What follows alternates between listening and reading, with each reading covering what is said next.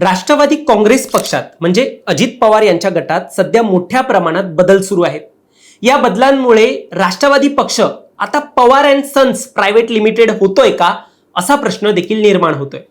नेमका हा विषय काय आहे आणि राजकीय वर्तुळात राष्ट्रवादी फुटीच्या चर्चा का सुरू आहेत, त्यात आता आनंद परांजपे जे राष्ट्रवादी अजित पवार गटाचे महत्त्वपूर्ण नेते होते, ठाण्यातील नेते होते, त्यांच्या राजीनाम्याकडे आता आपण कसं पाहायचं हे सगळं काही जाणून घेऊया या व्हिडिओच्या माध्यमातून. दरम्यान तुम्ही चॅनलवर नवीन आलाय तर लगेच सबस्क्राईब करा प्राईम टाइम महाराष्ट्राला, कारण असे राजकीय घडामोडी आणि घडामोडींमागील राजकारण आम्ही नेहमी तुमच्यासाठी घेऊन येत असतो. माझं नाव ओमकार साळवी आणि या विषयाला आपण सुरुवातीपासून सुरू करूया. तर मंडळी, मागच्याच काही दिवसांमध्ये राष्ट्रवादी काँग्रेस अजित पवार गटाने केंद्रीय निवडणूक आयोगाला आपल्या राष्ट्रीय पदाधिकाऱ्यांची नवी यादी पाठवली. या यादीत राष्ट्रीय अध्यक्ष म्हणून सुनेत्रा पवार यांचं नाव दिलं गेलं आणि राष्ट्रीय महासचिव म्हणून पार्थ पवार तर राष्ट्रीय सचिव म्हणून जय पवार यांची नियुक्ती करण्यात आली. पार्थ पवार यांच्यावर पक्ष संघटनेमध्ये समन्वयाची जबाबदारी देण्यात आली आहे आणि जय पवार हे राष्ट्रीय शिस्त पालन समितीचे अध्यक्ष आणि त्यांच्याकडे काही प्रमाणात खजिनदाराची जबाबदारीही देण्यात आली. काही प्रमाणात यासाठी म्हटलं की शिवाजीराव गर्जे हे पक्षाचे खजिनदार म्हणून कायम आहेत, पण त्यांच्याकडे मुख्यत्वे लेखापरीक्षण आणि हिशेब तपासणी म्हणजेच ऑडिटिंगची जी जबाबदारी आहे ती त्यांच्याकडे असेल. मात्र आर्थिक निर्णय घेण्याचे आणि व्यवहार करण्याचे मुख्य अधिकार मात्र जय पवार यांच्याकडेच असतील. आता जर आपण हा विषय अजित पवार हयात होते तेव्हाशी तुलना करतो तर यापूर्वी पक्षाच्या कोणत्याही अधिकृत आर्थिक व्यवहारासाठी किंवा बँकेत पैसे जमा करणे किंवा काढण्यासाठी 3 जणांच्या स्वाक्षऱ्या आवश्यक होत्या. एकतर राष्ट्रीय अध्यक्ष अजित पवार यांची स्वाक्षरी, त्यानंतर राष्ट्रीय महासचिव व कार्यकारी अध्यक्ष प्रफुल्ल पटेल यांची स्वाक्षरी आणि खजिनदार YP त्रिवेदी या तिघांच्या स्वाक्षरीने सगळे आर्थिक व्यवहार होत असायचे. आता मात्र या सगळ्यात पूर्ण बदल झालाय. नव्या यादीप्रमाणे आर्थिक व्यवहाराचे सर्वाधिकार फक्त 3 जणांकडे गेलेत.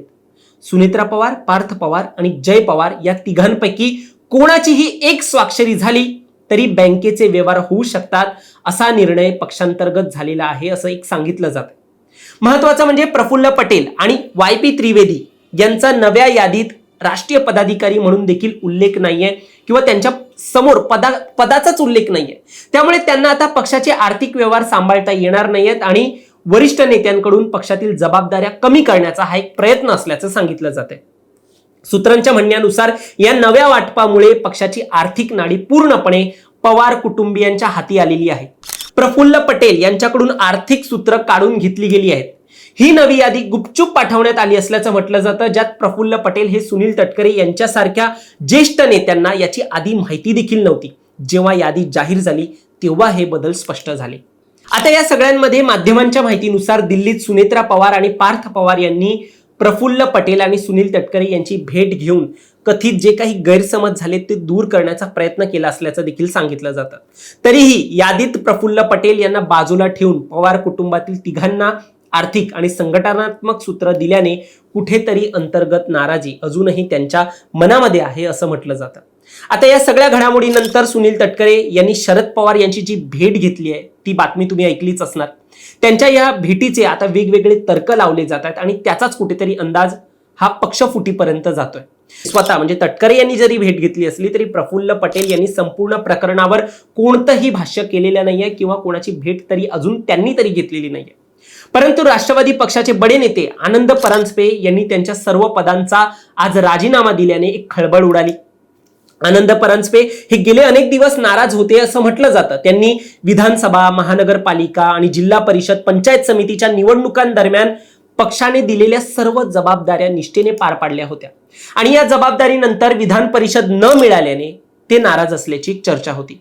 आता त्यांनी स्वतः तसं काही ट्विटमध्ये तरी म्हटलेलं नाहीये, पण त्यांनी माध्यमांवर लिहिलंय की मनात अनेक भावना दाटून आल्यात. राष्ट्रवादी काँग्रेस पक्षामधील माझा 14 वर्षाचा प्रवास, सर्व नेते, पदाधिकारी, कार्यकर्त्यांचे मिळालेले प्रेम आणि विश्वास कायम स्मरणात राहणार आहेत.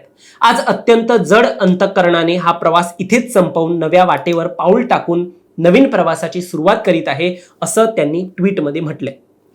पण मंडळी, ज्याप्रमाणे अंतर्गत राजकारण सुरू आहे त्याला कंटाळून परांजपे यांनी हा राजीनामा दिलाय अशी एक चर्चा आहे. मिळालेल्या माहितीनुसार शिवसेना नेते आणि उपमुख्यमंत्री एकनाथ शिंदे यांची आनंद परांजपे यांनी अलीकडेच भेट घेतली होती आनंद परांजपे हे ठाणे कल्याण परिसरातील प्रभावी नेते मानले जातात. ठाणे परिसरात शिंदे गटाची ताकद वाढवण्यासाठी हा प्रवेश महत्वाचा मानला जातोय.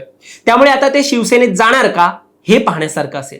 आता या सर्व बदलांमुळे राष्ट्रवादी काँग्रेस अजित पवार गटात पवार कुटुंबियांची पकड अधिक घट्ट झाल्याचं एक चित्र निर्माण झाले. आर्थिक व्यवहार, संघटनात्मक समन्वय आणि शिस्त पालन अनेक महत्वाच्या अशा या जबाबदाऱ्या ज्या आहेत त्या आता कुटुंबातील सदस्यांकडेच असल्याने पवार कुटुंबच पुढच्या काळात पक्षावर होल्ड ठेवून असेल एवढं मात्र नक्की. तुम्हाला या सगळ्यावर काय वाटतं, तुमचं मत देखील आम्हाला कमेंटमध्ये सांगा आणि असेच राजकीय घडामोडी पाहण्यासाठी सबस्क्राईब करा प्राईम टाइम महाराष्ट्राला.